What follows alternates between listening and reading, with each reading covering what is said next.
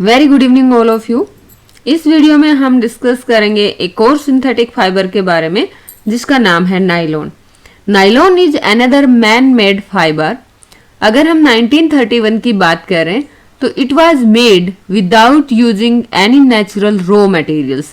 जैसे हमने देखा ना कि रेयन को हम वुड पल्प से बनाते हैं, वुड पल्प को एक केमिकल ट्रीटमेंट देते हैं जिससे हमें सिल्क जैसा आर्टिफिशियल धागा मिलता है जिसको हम रेयन बोलते हैं। लेकिन नाइलॉन में हमने कोई नेचुरल रॉ मटेरियल यूज नहीं किया। नेचुरल रॉ मटेरियल का मतलब ना ही हमने कोई प्लांट से कुछ लिया ना ही एनिमल से लिया। नाइलॉन को प्रिपेयर किया from coal, water and air से। So it was the first fully synthetic fibre. क्योंकि जैसे रेयन को हमने बोला ना कि उसको हम नेचर का जो वुड पल्प है उससे यूज कर रहे हैं, लेकिन उसको बनाया आदमी ने, इसलिए उसको सिंथेटिक फाइबर बोला। लेकिन वो एक नेचुरल फाइबर है क्योंकि उसको वुड पल्प से लिया। अब जो नाइलॉन फाइबर है उसकी हम बात करें, जैसा कि हमने बताया कि फर्स्ट फुल्ली सिंथेटिक फाइबर्स है, इसको कोल, वाटर और एयर से मिला के बनाया जाता है। जो नाइलॉन फाइबर है it was strong, elastic and light weight. It was lustrous and easy to wash. So ये इतना पॉपुलर हो गया for making clothes and other things. अगर आज के टाइम में हम बात करें तो we use many articles made from nylons such as socks, robes, tents, toothbrushes, car seat, belts, sleeping bags, curtains etcetera. मतलब इतनी सारी चीजें जो है आपको नाइलॉन से बनी हुई दिखाई दे सकती हैं। ये फिगर में आपको दिखा रखे हैं, जैसे सॉक्स हैं, रोप, रस्सी है, टूथब्रश है, ये कर्टेन्स हैं। So many things we can made from nylon. यहाँ पे बूझो क्या जानना चाह रहे हैं, is nylon fibre really so strong that we can make nylon parachutes and ropes for rock climbing. क्योंकि हमने बताया ना कि नाइलॉन का जो फाइबर है वो स्ट्रॉन्ग रहता है और हम उससे रोप्स वगैरह बनाने में नाइलॉन को यूज कर सकते हैं। तो yes, nylon is very strong and we can make nylon parachutes and ropes for rock climbing. यहाँ पे आप फिगर 3.4 में देख सकते हैं यूज ऑफ नाइलॉन फाइबर। यहाँ पे जैसे पैरासूट्स में नाइलॉन फाइबर का यूज हुआ है, यहाँ पे जैसे रॉक क्लाइंबिंग के लिए ये जो है नाइलॉन के रोप का यूज हुआ है। तो नाइलॉन जो है काफी स्ट्रॉन्ग होता है and used for making parachutes and ropes for rock climbing. A nylon thread is actually stronger than a steel wire. आपको सुन के हैरानी हो रही होगी कि अगर आप स्टील जो कि मेटल है उसके वायर के कंपैरेटिवली भी नाइलॉन का थ्रेड जो है स्ट्रॉन्गर रहता है। अब देखते हैं कैसे, लेट्स फाइंड आउट। इसको समझने के लिए हम करेंगे एक्टिविटी 3.1। इस एक्टिविटी को करने के लिए हम लेंगे एक आयरन स्टैंड। ये आप देख रहे हैं, ये एक आयरन स्टैंड है, इसमें एक क्लैंप लगा है। अब हम एक कॉटन थ्रेड लेंगे ऑफ अबाउट 60 सेंटीमीटर लेंथ, ये जैसे कॉटन थ्रेड है। अब इसको टाई कर देंगे टू द क्लैंप, जैसा आप देख पा रहे हैं फिगर में। Tie it to the clamp so that it hangs freely from it as shown in figure 3.5। यानी कि धागे को हम फ्रीली हैंग कर देंगे।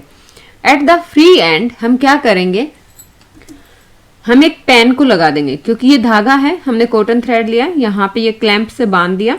अब नीचे वाला जो फ्री एंड था उसके साथ हमने एक पेन को बांध दिया ताकि इस पेन में हम कुछ वेट रख सकें।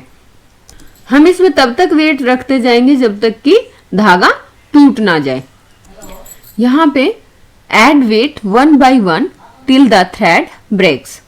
अब नोट डाउन करेंगे कि हमें थ्रेड को ब्रेक करने के लिए कितना वेट लगा। Note down the total weight required to break the thread. इसका मतलब क्या हुआ कि ये वेट इंडिकेट करता है कि फाइबर की स्ट्रेंथ कितनी है। उस फाइबर को तोड़ने के लिए हमें कितना वेट उस फाइबर से बांधना पड़ा। और इस तरह की एक्टिविटी हम जो दूसरे थ्रेड हैं जैसे वूल, पॉलिस्टर, सिल्क, नाइलॉन, उनके साथ भी कर सकते हैं। और इस डाटा को हम एक टेबल में अरेंज कर सकते हैं। जैसे आप जो भी ऑब्जर्व करेंगे तो यहाँ पे सबसे पहले कॉलम में हम सीरियल नंबर लिखेंगे, सेकेंड कॉलम में हम टाइप ऑफ थ्रेड लिखेंगे और थर्ड कॉलम में हम लिखेंगे कि total weight required to break the thread. अब जैसे हम सबसे पहले इनका वेट लिख लेते हैं। अब यहाँ पे मैंने कुछ डाटा रिकॉर्ड किया है। यहाँ पे ये जो डाटा है मैंने एनसीईआरटी सॉल्यूशन से लिया है। गूगल पे टाइप करके आप देख सकते हैं एनसीईआरटी सॉल्यूशन, तो वहाँ पे ये डाटा आपको मिल जाएगा। तो यहाँ पे ये आप देखेंगे कि अगर हम जैसे ये हमने क्लैंप से जो अगर हम धागे से 12 ग्राम वेट बांध देंगे, अगर कॉटन का धागा है तो 12 ग्राम वेट जो है that is required to break the thread. और यदि हमारा वूल का थ्रेड है then 70 gram weight is required to break the thread.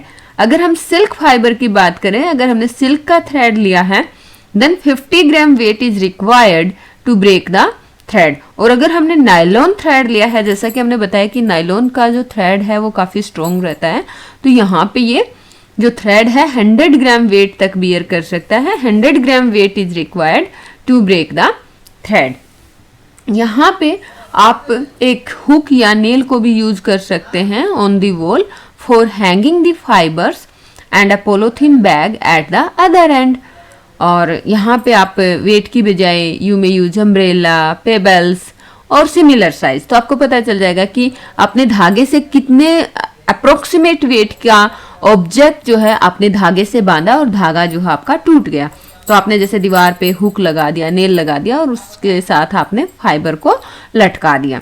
अब ये जो फाइबर है जब आप इससे वेट पुट ऑन करेंगे और ऑब्वियसली अगर फाइबर की स्ट्रेंथ से ज्यादा आपने वेट उस पे बांध दिया है तो दैट फाइबर विल ब्रेक।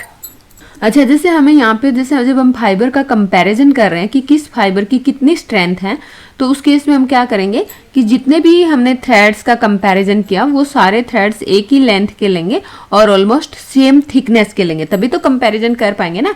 अब जैसे यहाँ पे क्वेश्चन ये था कि आपको जो है थ्रेड्स को अरेंज करना है in order of their increasing strength. So यहाँ पे हम क्या देख सकते हैं कि जैसे नायलॉन है, नायलॉन को ब्रेक करने के लिए हमें 100 ग्राम वेट चाहिए, तो इसका मतलब नायलॉन की स्ट्रेंथ सबसे ज्यादा है और सबसे कम किसकी स्ट्रेंथ है? कॉटन की। अगर हमने कॉटन के थ्रेड से 12 ग्राम वेट हम अगर उसके साथ बांध देते हैं तो कॉटन थ्रेड विल ब्रेक।